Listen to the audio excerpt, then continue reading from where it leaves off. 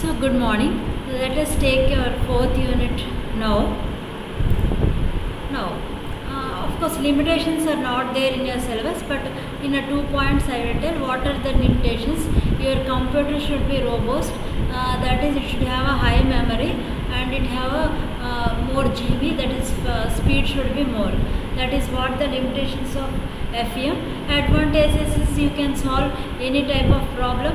Domes, shells, plates, beams, slabs, any problem can be solved with FEM. Sometimes you get an approximate solution, but no issue, you can solve it. That is only we can minimize the errors. Now, different elements used in FEM. Now the first type family of elements are triangular families. Here you have 3-noded triangular family, then you have 6-noded triangular family, then you have a rectangular family, 4-noded rectangular family, then quadrilateral. See here 8-noded is isoparametric formulation. You have simple rectangle but with a curved boundary. This is a curved boundary. Then 4-noded rectangle, then 4-noded quadrilateral, then 8-noded curved element. So number of lines 1, 2, 3, 4, 5, 6, 7. One more node it should be here. 8-noded, then tetrahedron 4-noded. There is sum of the elements. 8-noded hexahedron, then 20-noded curved brick element. Right, this is very important. Practically, many cases we will be using this 20. It is popularly used element.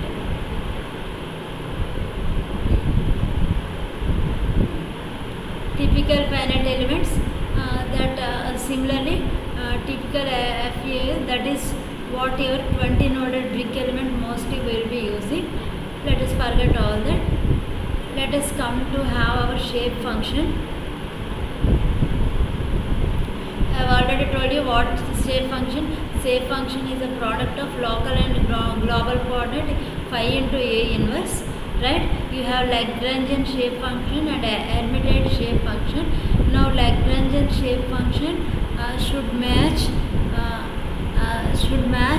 true displacement at all data points, whereas Hermite should match displacement as well as first derivative. First derivative of displacement, u is the displacement, first derivative is dou u by dou x, that is strain epsilon. That is what two types. Now we have learned. Let us try to take a triangular element. Let us assume a beam has been taken into several small triangles. Let us take one triangle. How we will obtain a shape function? So 3-noded triangle, I will be telling. 6-noded you try at home. Now 3-noded triangle, D is equal to dou u by dou v. See here. Now displacement at the first node 1 0 1 0 0 0 is the first node with xy coordinates. Next 0 1 0 0 0 0. Why I have taken 1? I have told now the maximum value is 1. That's why I have taken 1 here. Then you have displacements at the first node u1 u2. 2-dimensional I am taking. I am not speaking of 3-dimensional. Then u1 u2 v1 v2 u1 u2 u3 v1 v2 v3. At xyz displacements.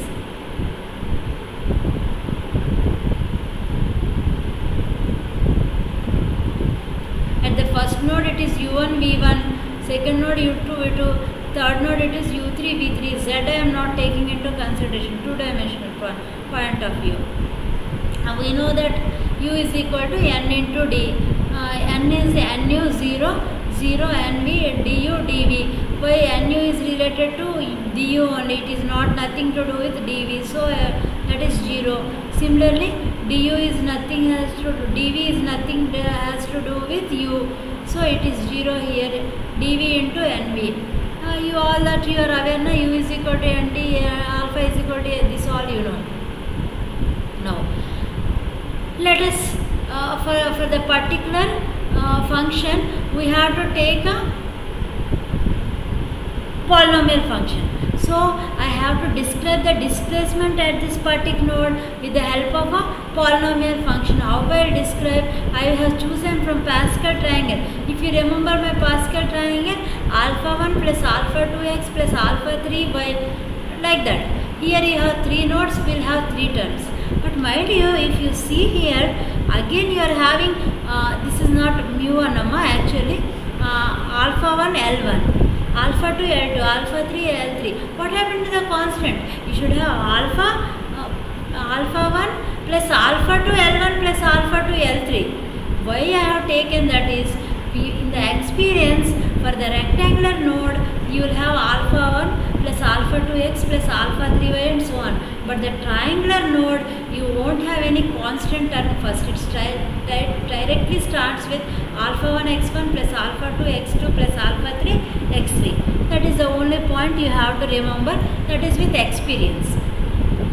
So here my function is equal to alpha 1 L1 plus alpha 2 L2 plus alpha 3 L3, where this is in the form of E is equal to phi into alpha.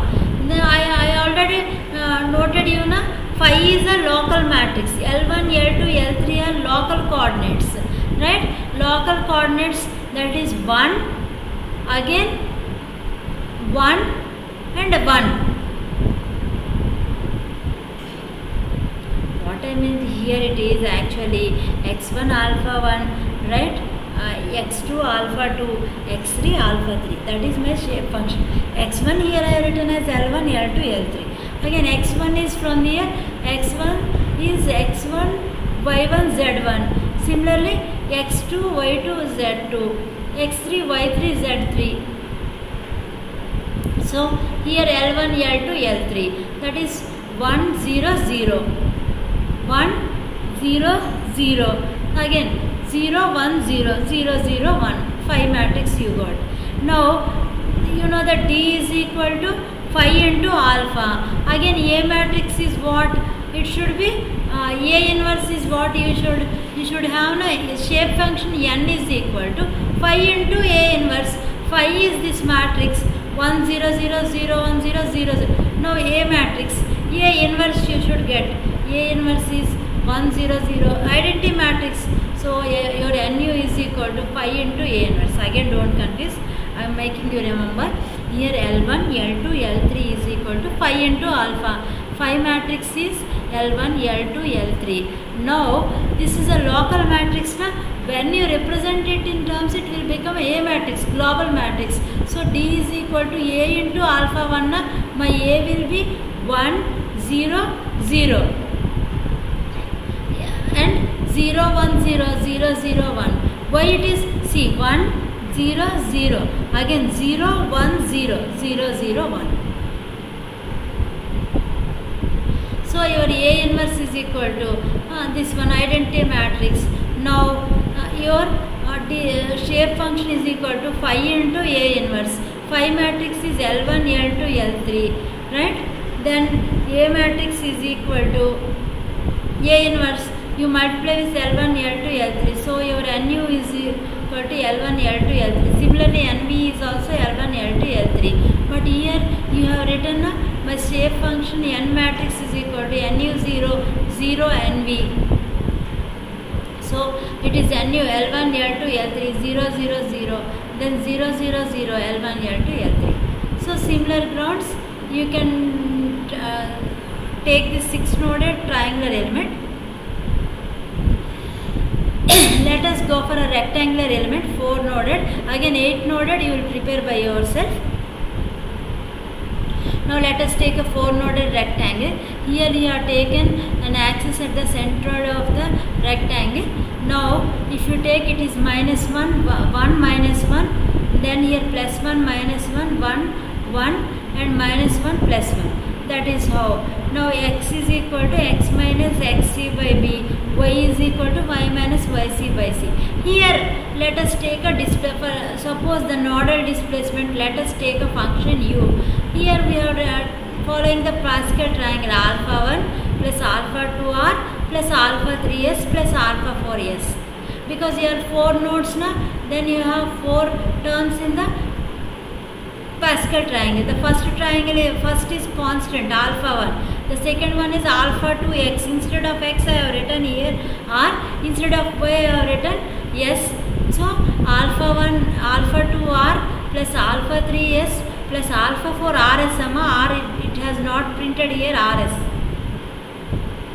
Now then my phi matrix is equal to, I already told you na, phi matrix is equal to, phi is equal to u is equal to phi into x. This is phi is here 1 R S R S phi. Now this phi matrix 1 R S R S, if you put in a global terminology, you will get A matrix. So my A matrix will be 1 R for the first coordinate is what? Minus 1 minus 1. So it is 1.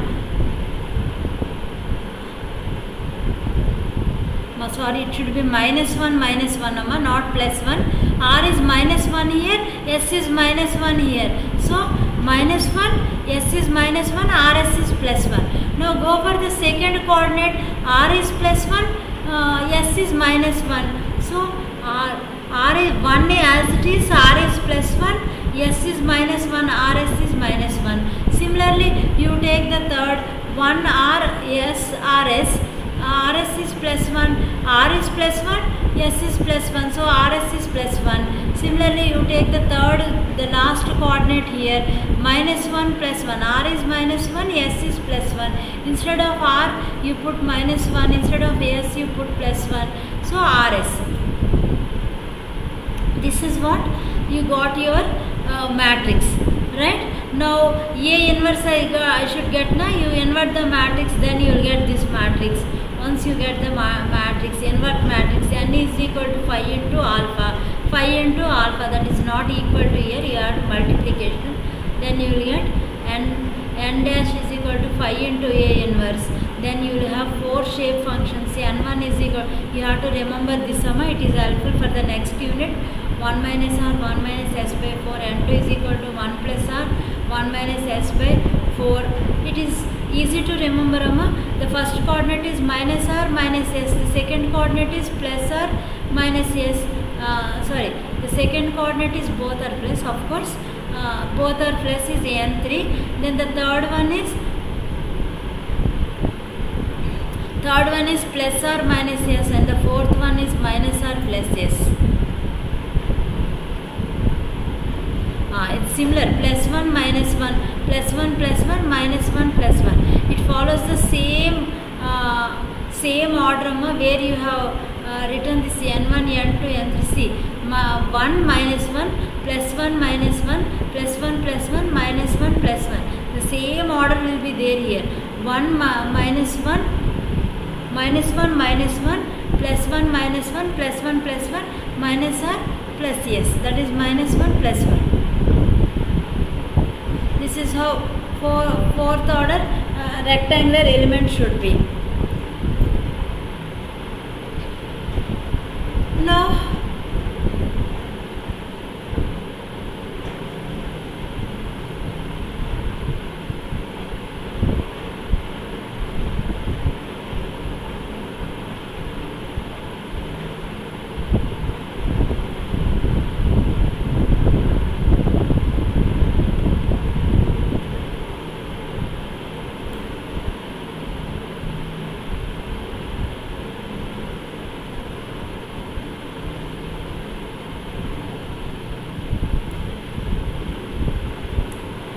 Now let us take isoparametric formulation. Then you will take 4-noded quadrilateral element isoparametric formulation. And this is important question. Now what is isoparametric formulation? Suppose you have a global coordinate, you have a local coordinate. Globally, suppose you are taking a rectangle like this. Locally you are taking a rectangle like this. Globally you will take a curved boundary. That is the only difference. Again I am repeating, locally you have straight elements, globally you have curved elements. That curved element formulation is called as isoparametric formulation, right? This formulation is very, very important for arbitrary shaped elements. Suppose a beam is a rectangle, you can directly use any element, but if you have a dome shell which is a curved element, then in such cases you go for isoparametric formulation, you get exact solutions.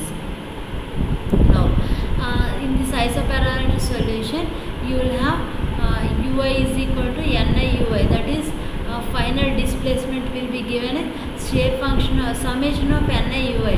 Suppose n1 u1, shape function of the first node and displacement at the first node, plus shape function of the first node plus displacement of the second node, that is what you are given. Then x is given by ni xi plus n1 x1 plus n2 x2 n3 x3 so on. Now in this isoparametric formulation, you have three formulations. Isoparametric formulation, order of representing geometry should be equal to the order of the shape function representing displacement. It is as simple as this. Suppose you have a beam element, right? Now you have discretized the beam into small rectangles. In such cases, now what you will take, the geometry of the rectangular geometry is first order, that is linear. The geometry of the rectangle is you have x and y directions, right? Now you choose a function ax plus b is equal to c. The order of the shape function is how much? 1. Order of the rectangle is how much? X power 1, y power 1. Those are matching. That is isoparametric formulation. Again I am repeating. Suppose you have discretized a domain. Now your shape function is some polynomial. For that you have taken ax plus b is equal to c. You understood that ax power 1, ax plus b is equal to c, x power 1, that is first order. Now the geometry, you are taking a plane element, rectangular element. Now geometry also x power 1, right? Then it is an isoparametric formulation. Now subparametric formulation. Subparametric formulation is something. Now the same rectangle you take, right? Rectangle is a first order. Now for the shape function displacement, you are going for an alpha 1 plus alpha 2x plus alpha 3y plus alpha 4xy, that is second order. But your rectangular element is first order, then it will be subparametric. What is superparametric? Superparametric is, suppose for the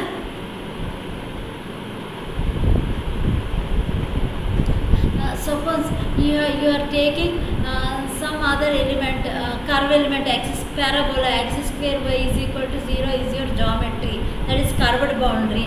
But your order of function is ax plus by is equal to c, first order. Then that is your superparametric formulation. In simple terms, your shape function order is equal to the order of the displacement of the shape function. That is shape function representing the displacement order. That is your polynomial function which you are choosing is equal to the shape or order of the shape of the element. That is order representing the geometry. Where I take a rectangle, it is x power 1 only, na? The geometrical representation. Then it is isoparametric. If the same thing, your order representing the geometry is less than order representing the shape function, it is subparametric. And your order representing the geometry, curved geometry you are taking, and you are taking a linear equation ax plus c, then you will have a superparametric function. Let us try to take a 4-noded isoparametric element, which is very important. Now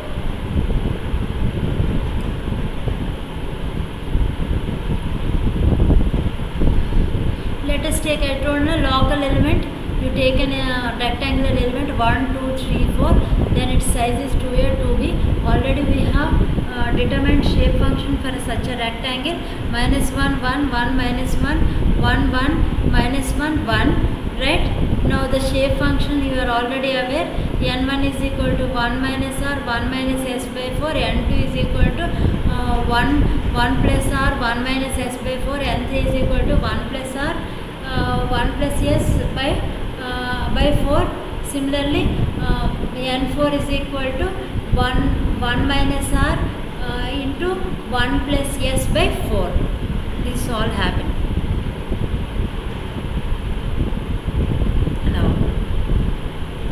we know that xy, xi is equal to ni xi. I have told na. So xi is equal to summation ni xi, ui is equal to summation ni ui, right? So ui is equal to summation ni ui, vi is equal to summation ni vi. Similarly, y is equal to summation ni yi. So based on that, we can return my x as equal to n1 01, n1 0, n2 0, n3 0, x1 y1, x2 y2, so on to xn un. Now, if you look at, you will have a local and global coordinate. I already told you, r and s, x and y. X and y are representing global coordinates, r and s are representing local coordinate. There should be connection between local to global, that is Cartesian coordinates. So how we will connect is, we can connect by using Jacobian matrix, where the Jacobian matrix dou by dou r, this is an operator. You can write an equation like this: dou by dou r, this partial integrations. It can be written as dou x by dou r into dou by dou x. It's dou x cancels it by dou r, plus dou y by dou r into dou by dou y. You can write this equation like this, na, dou by dou r. Similarly, dou by dou s you can write, that you can convert into matrix form, that is dou by dou r, dou by dou s connected to dou by dou x and dou by dou y in terms of dou x by dou r, dou y by dou r, dou x by dou s and dou by dou s. This is very important. This conversion between local to global matrix is called as Jacobian matrix. Now, if you invert that matrix global to local, then you will have Jacobian inverse, that is Cartesian to local. Jacobian inverse. Did you understand that? I can represent it as dou by dou x stars, all that stars. Now, let us take dou x by dou r. What is x here? X is equal to ni vi, right? Ni xi. X is equal to ni xi, right? You are having 4 nodes x1, x2, x3. So x is equal to ni xi. Dou x by dou r is equal to dou ni by dou r into xi. Similarly, dou n2 by dou r x2, dou n3 by dou r x3, dou n4 by dou r x4. Nothing I am doing. X is equal to ni xi. I am differentiating with respect to r. That's all. Then once you know dou n1 by dou r, you know n1 na? N1 here you differentiate with r, you will get this value. S minus 1 by 4 into xi. Similarly, dou n2 by dou r, dou n3 by dou r, dou n4 by dou r. Now dou y by dou x. Similarly, you know now y by dou y is equal to ni yi, with represent to r, this is not x. Dou y by dou r, you do with r, then dou n1 by dou r y1 plus dou n2 by dou r y2, dou n3 by dou r y3 plus dou n4 by dou r y4. Now dou n1 by dou r, n1 is here, you respect with dou r, then you will get this s minus 1 by 4 into y1 plus 1 minus s by 4 plus y2, 1 plus s by 4 into y3 plus minus 1 plus s by 4 into y4. Similarly, you make dou x by dou s and dou y by dou s. You make all this. Now, let J inverse, I told na, J11 star, J12 star, J21 star, J22 star. Because since Jacobian matrix here, I can write it as J11, J12, J21, J22. That you invert J11 star, you will get. Now, why we are doing all this actually? We want shape function. And shape function n you should get. To get that shape function,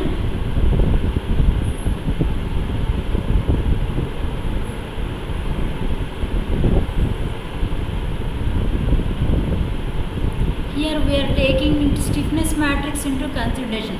We should get stiffness matrix. To know the stiffness matrix, we know the classical equation B transpose CB, where B is the strain displacement matrix, C is the constitutive matrix, and B is again a strain displacement matrix. So again you should get a strain displacement matrix, then you should have a connection matrix between U and V. For that, finally we want to have a stiffness matrix. That is what we are taking all this into account. And you know epsilon x is equal to dou u by dou x in simple terms. Epsilon y is equal to dou v by dou y. Okay, let us take that epsilon x, epsilon y and gamma xy b is equal to this strain displacement matrix u1, u2, v1, u1, v1, u2, v2, u3, v3 and u4, v4. Now let us write a connecting matrix. Right, dou u by dou x and dou u by dou y, dou v by dou x and dou v by dou y. This is 4 by 1 matrix. Then you should have a connection dou u by dou r and dou u by dou v by dou s. Some problem here, Amma. It is dou u by dou r and dou u by dou s, dou v by dou r and dou v by dou s. This is a 4 by 1 matrix. Naturally, the intermediate matrix is equal to 4 by 4 matrix. So here it should be connected with, see, these 4 elements should be connected with those 4 elements with this, all others are zeros. Similarly, you got this matrix. Now you write epsilon x, epsilon y, gamma xy. They will be connected to dou u by dou x, dou v by dou y, dou v by dou x and all that. 1, 0, 0. Since epsilon x is equal to dou u by dou x, so 1 and all others are 0. Epsilon y is equal to so 0. Dou v by dou y, where you have dou v by dou y, here dou v by dou y. So the second point is 1 and all others are 0. Similarly, gamma x is equal to dou v by dou x plus dou v by dou y. Then you will have 0, 1, 1, 0. So your epsilon matrix is written with 1, 1, 0 sum matrix plus dou u by dou x, dou v by dou y, dou v by dou x plus dou v by dou y. But again dou v by dou this matrix is equal to Jacobian inverse into dou u by dou r, dou u by dou s, dou v by dou r and dou v by dou a. So you got a global matrix like this here. Again your ui is equal to ui ni na.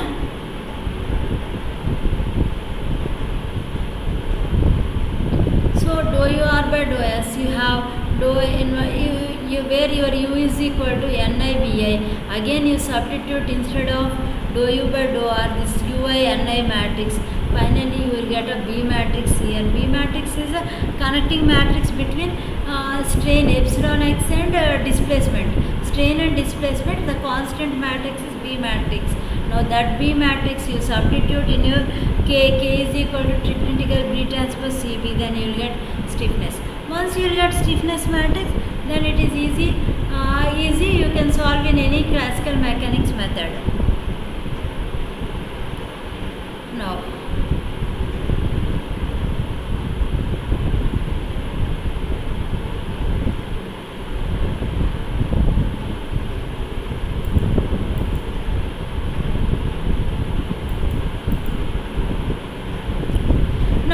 let us take the next topic is 3D finite element analysis.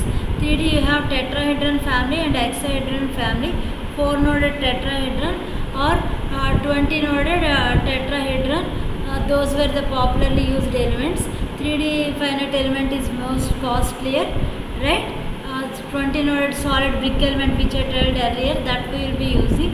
Now let us, if you have a 4-noded tetrahedron element, already you have shape functions L1, L2, L3, Li is equal to Vi by V. Now your N transpose is like this. Now let us try to have a same principle you will be using, where you will be having local matrix, global matrix. Connecting local matrix to global matrix is Jacobian matrix. We will be taking Jacobian inverse. We will be taking strain matrix. Then from epsilon x is equal to dou u by dou x. Then you will have some constant matrix into dou u by dou x matrix. Then that is related to global global matrix is dou u by dou r. Finally you will have your K transpose matrix. Same we will be doing here, nothing else. Let us take a 20 noded or 8 noded element, hexagon element. Your Ni is equal to I is equal to 1 to 8 Ni xi. Then UVW, that is equal to I is equal to 1 to 8 XYZ na UVW you will have. Now strain displacement matrix. Now Jacobian inverse, the same, since it is 3D, then Z component you got here, dou x by dou r, dou y by dou r, dou z by dou r. Right, it should be these two are represented, dou by dou r, dou by dou x, dou s, dou by dou t. Dou t is the extra z component. Dou by dou x, dou by dou y, and dou by dou z. Now conversion from local to global, or there is a connecting global to local. Right, J star matrix you will have. Similarly, you will have epsilon x. Epsilon x is equal to dou u by dou x and dou v by dou y, dou omega by dou z. Gamma xy is equal to dou u by dou y plus dou v by dou x plus gamma yz is equal to dou omega by dou y plus dou v by dou z plus gamma zx is equal to dou u by dou z plus dou omega by dou z. You write these terms into some constant matrix into dou u by dou x terms. Now instead of dou u by dou x, you substitute instead of Jacobian matrix you substitute. Same only you will be doing. Right, dou u by dou r, you can make it a summation Ni ui, dou Ni by dou x, dou u, dou I. Right, so dou u by dou r matrix you can write in terms of Jacobian matrix and dou u by dou r terms. So finally again dou u by dou r, you can again dou u by dou r in terms of, you can write into one second amma, same principle you will be using amma. So suppose you have dou u by dou r in terms of Ni ui na, right, again dou u by dou x you can write in terms of J transpose, that is Jacobian transpose into dou u by dou r. Instead of dou u by dou r, you can write Jacobian transpose multiplied by Ni ui. Finally you get dou u by dou x, dou v by dou y, so on. Then epsilon x is equal to dou u by dou x. You will have a constant matrix. You multiply that constant matrix into Jacobian matrix into dou Ni by dou ui matrix. Finally you will be ending with epsilon x is equal to dou u by dou x, that is equal to J11 star J Ni by dou Ni by dou r ui plus J12 star dou Ni by dou z, so on. There is summation of J I z dou Ni by dou t into u. Similarly Bi, if 1 to 8 elements you can represent. Once you got your B matrix, K matrix is equal to triple integral B transpose CB. With that we have completed our 4th unit. Let us go to 5th unit.